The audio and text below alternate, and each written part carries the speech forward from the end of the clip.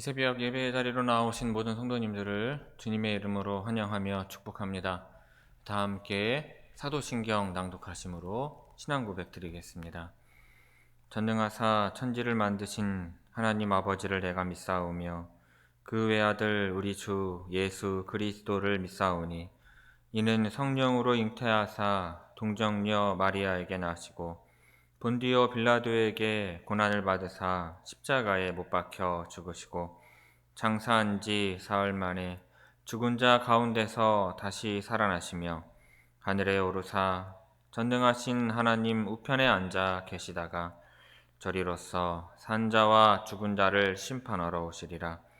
성령을 믿사오며 거룩한 공예와 성도가 서로 교통하는 것과 죄를 사하여 주시는 것과 몸이 다시 사는 것과 영원히 사는 것을 믿사옵나이다.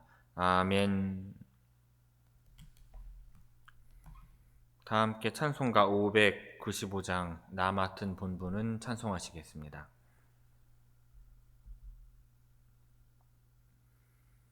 찬송가 595장입니다.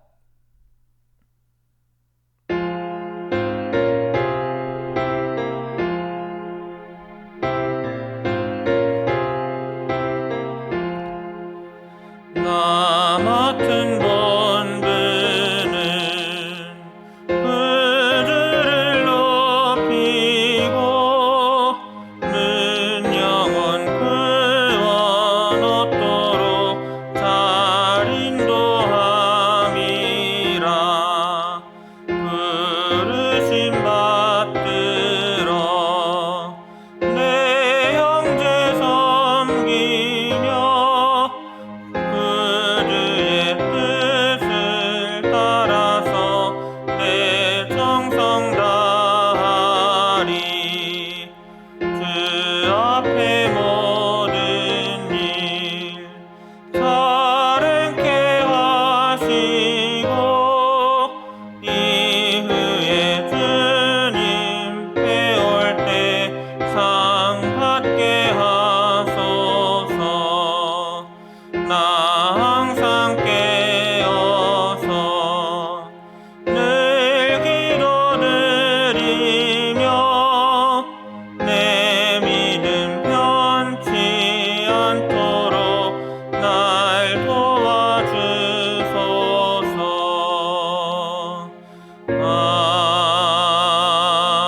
아멘.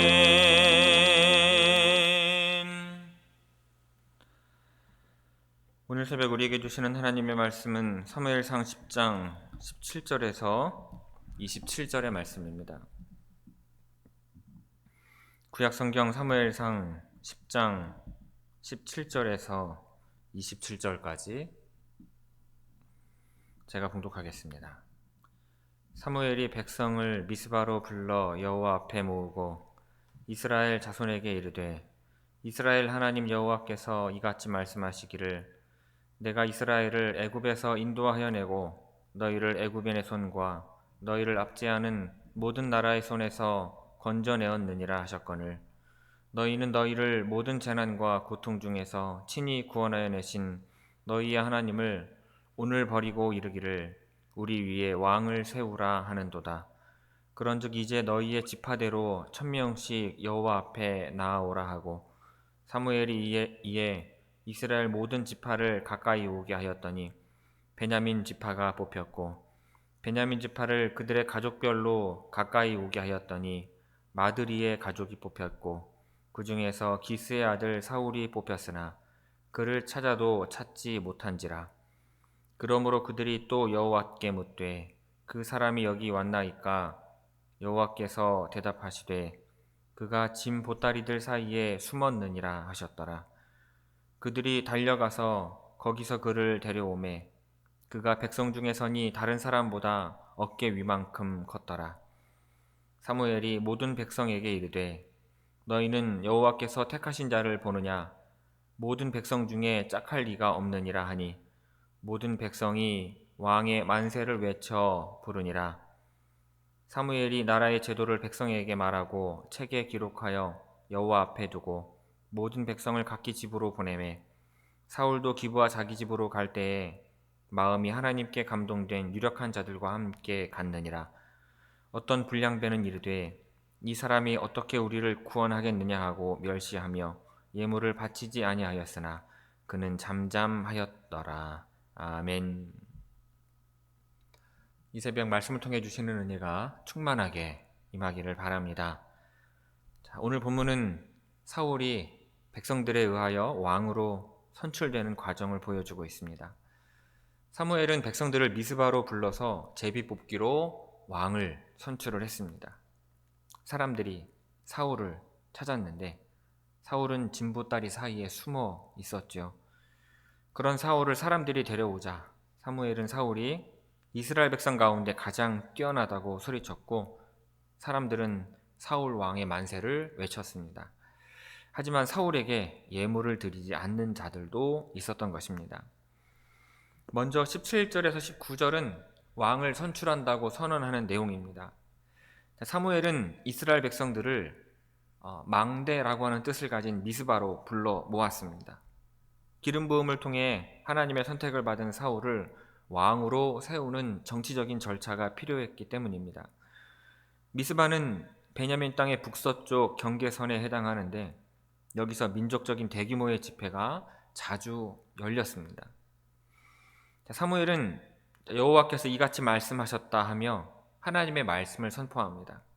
그런데 그 선언에서 사무엘은 여호와께서 이집트와 다른 나라들의 압제로부터 이스라엘을 구원하셨는데 이스라엘은 구원자이신 여호와를 거부하고 왕 세우기를 요청했음을 언급하고 넘어갑니다. 인간 왕을 요구하면서 하나님을 버리는 이스라엘의 믿음 없음을 사무엘은 지적한 것입니다. 그럼에도 사무엘은 하나님의 명령에 따라 제비 뽑기를 하여서 왕을 선출하는 절차를 진행하였습니다. 이 제비 뽑기 방법을 선택한 이유는 제비 뽑기를 통해 결정된 사항이 하나님의 뜻임이 분명하다고 다들 인정하였기 때문입니다. 자, 사무엘은 먼저 지파별로 나아오게 하고 다음으로는 가족별로 나아오게 하였습니다. 그리고 20절에서 21절은 제비 뽑기를 하는 내용입니다. 자, 처음에는 베냐민 지파가 뽑혔고 그 다음 베냐민 지파 중에서 마드리 가족이 뽑혔습니다.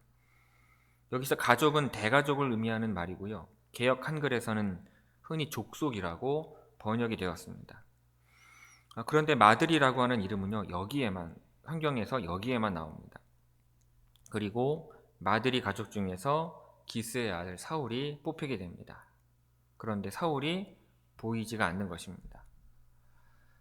사울이 제비뽑기 자리에 없었는데도 뽑혔다는 것은 적어도 마지막 제비뽑기 절차에서는 당사자가 나오지 않아도 됨을 알 수가 있습니다. 첫째 단계에서 지파를 선출하고 둘째 단계에서 대가족을 선출하며 마지막 셋째 단계에서 가문을 선택하는데 이때에는 아마도 각 가문에서 자기들의 왕 후보자를 미리 정해놓은 다음 그 가문의 대표가 제비뽑기의 자리에 나가는 방식으로 진행되었을 것입니다. 자, 이 단계에서 마드리 가족의 기스가 뽑혔고 이것은 기스 가문에서 왕 후보자로 등록해 두었던 사울이 뽑힌 것으로 간주했을 것입니다. 그래서 사울을 기스의 아들 사울이라고 불렀을 것입니다. 17절에서 21절까지 우리 한 목소리로 봉독하겠습니다. 17절에서 21절입니다.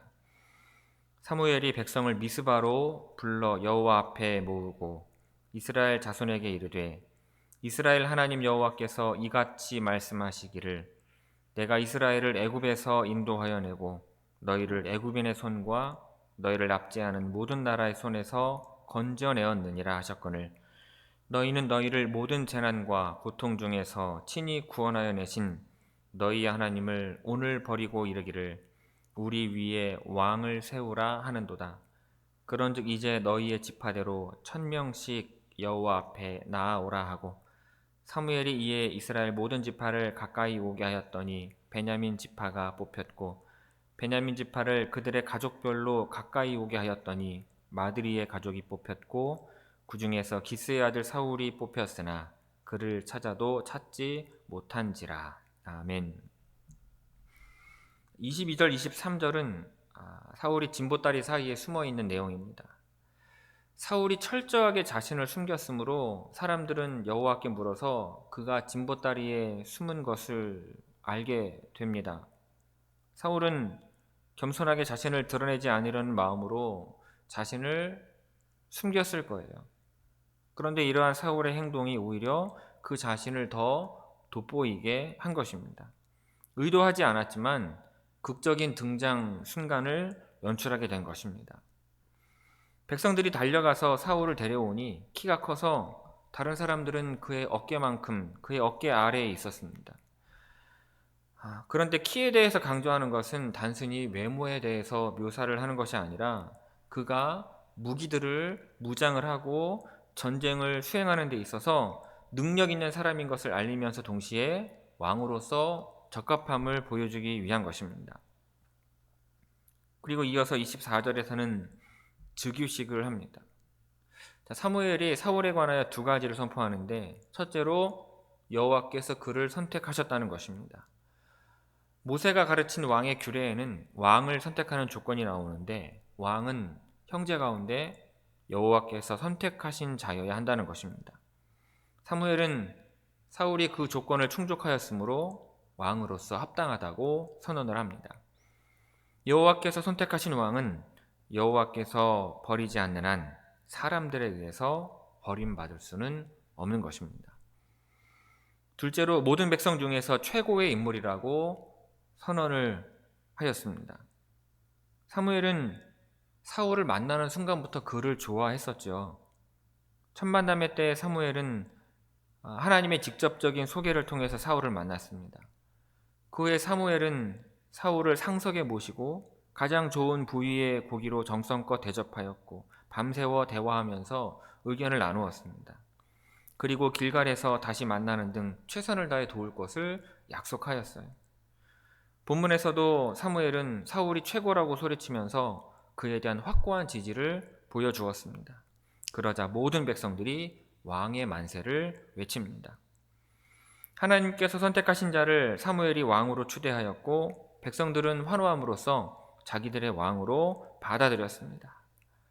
이러한 일련의 순서는 약식으로 거행된 일종의 즉위식인데 이로써 사울은 이스라엘의 정식 왕이 된 것입니다. 그런데 25절에서 27절을 보면 사울을 따르는 사람들과 거절하는 사람들이 있음을 보게 됩니다.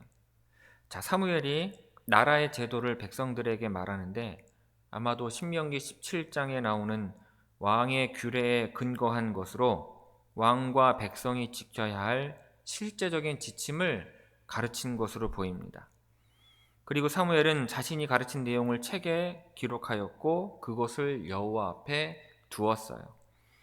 여호와 앞에 두었다는 것은 성소에 보관하는 것을 의미하는데 가장 안전하고 가장 확실한 보관 방법이었을 것입니다. 이렇게 이러한 모든 순련의 순서를 마치고 백성들을 각자 자기의 집으로 돌려 보냈습니다. 사울도 기브아 자기의 집으로 돌아가는데 마음이 하나님께 감동된 유력한 자들도 함께 갔습니다. 하나님께 감동된 유력한 자들은 직역하면 하나님께서 그들의 마음에 손을 대신 힘이 있는 자들이라는 의미입니다. 그런데 여기서 힘은 육체적인 힘을 의미하는 것이 아니라 재력과 권력을 의미하는 것입니다. 즉 이들은 이스라엘에서 각 지역 공동체를 이끄는 지도자들이었을 것입니다. 반면에 사울이 자신들을 구원할 것이라고 믿지 않고 멸시하며 예물을 드리지 않는 불량배들도 있었습니다. 이 불량배들이 소외계층이거나 하류층이라고 생각하지 말아야 하는데 그들이 예물을 드리지 않았다고 지적하고 있기 때문입니다. 이것은 그들이 예물을 드릴 수 있는 부유층이나 상류층이었다는 것입니다. 다시 말하면 이들은 사울의 통치에 반대하는 지방 세력가들인 것입니다. 이들은 공개적으로 사울이 자기들을 구원할 수 없다고 말하면서 다른 사람들을 선동하였습니다.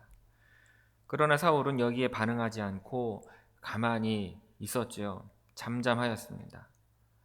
자신을 반대하는 사람들이 있을 때 사울은 겸손한 태도로 그들의 비판을 수용하면서 그들에게 자신의 능력을 입증할 기회를 가만히 기다린 것입니다. 이와 같은 사울의 모습은요, 어느 정도 사무엘의 조언을 받아들인 결과일 것입니다.